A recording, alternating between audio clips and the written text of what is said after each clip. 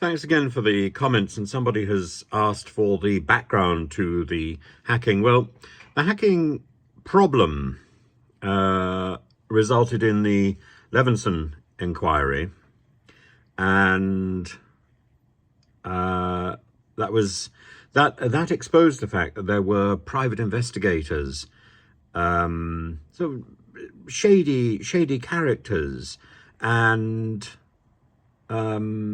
individuals like Clive Goodman, who eventually, I think, was arrested. Andy Coulson, who became the Conservative Party Director of Communications in Number 10 for a short period of time until he was called out and David Cameron had to apologise for employing him, and he faced a retrial, and that was eventually scrapped in 2015. And you have to ask, these people with such extraordinary connections, how is it that they walked away from this without serving time? Because this was a shocking, well, it seemed to be a very shocking set of events. Rebecca Brooks was one of the high-profile characters. She was found not guilty in a trial. And you think, oh yes, this must have been lots of people, right, rather like sort of doing an Alan Turing in their backyard. But it really wasn't.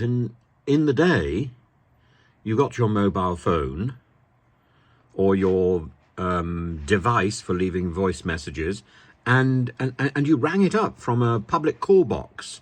I certainly remember doing this, and you pinged in the numbers, which you pinged in the code, and it did do do do do do, and then it read back your messages. And it wouldn't have taken that much guesswork to work out somebody's code, I suspect, and it would have been fairly straightforward. And maybe some private investigators were needed, but some canny journalists, I'm sure, could have telephoned into these mobile phones, early devices, and picked up the messages that were being left. I think hacking was relatively straightforward. Now, it was already illegal. So all the calls for calling for new laws to make this illegal were completely unnecessary. It was already illegal.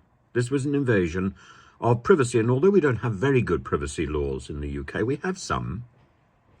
And Harry today has been awarded substantial damages for most people. I don't suppose it's very much for Harry, £140,000. I suppose that's the sort of money that's put out in prizes by This Morning and various competitions on ITV. But it is something, and it is significant. And why did the hacking thing achieve such notoriety? Because of Millie Dowler.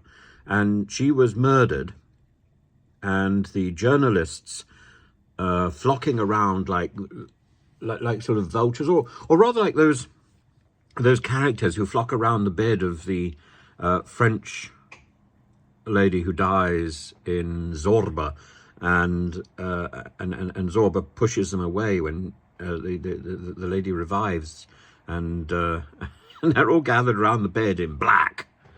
And she's quite terrified, rightly terrified. That's the journalists gathered around the bed, chasing the ambulance. And they hacked into her voicemail, giving the impression that she was still alive and that she was accessing her own voicemails.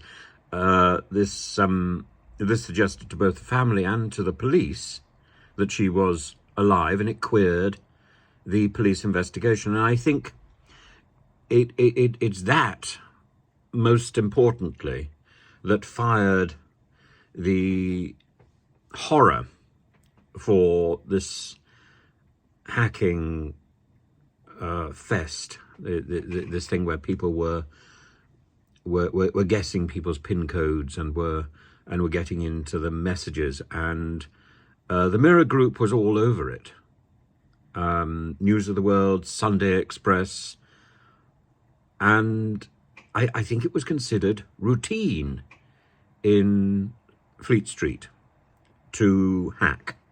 And so I think, you know, people were being arrested by the day, and I think journalists were surprised that the law was coming after them for something which they must have regarded as perfectly reasonable, but it was a privacy invasion. And even now, looking back on it, you think, you look at the names of the people involved, the names of the people who were hauled up, and the way they sort of escaped with nothing. And is that the cover-ups mentioned by Harry today? And I'm afraid I just come back to the same point. Piers Morgan may say, well, there was only one article that was published during his time, during his tenure as editor of the Mirror, and there were a number of other articles that were dismissed, and only one article was identified as being something where hacking was used. And Piers said he didn't know about it. Well, he was the editor. Anything that happened in that newspaper happened under his watch. And he was a fairly hands-on editor. We know that as well. And he got his hands dirty with faked pictures of the Iraq War. And he's found a way of coming back from both phone hacking and Iraq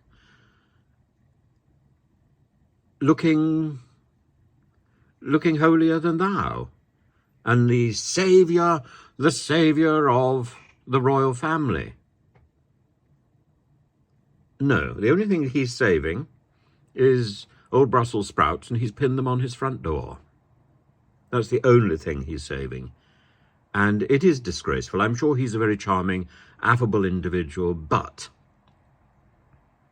if he's really looking out for the royal family, then he would be looking out to build bridges for Harry to ford across and repair the damage with the rest of his family.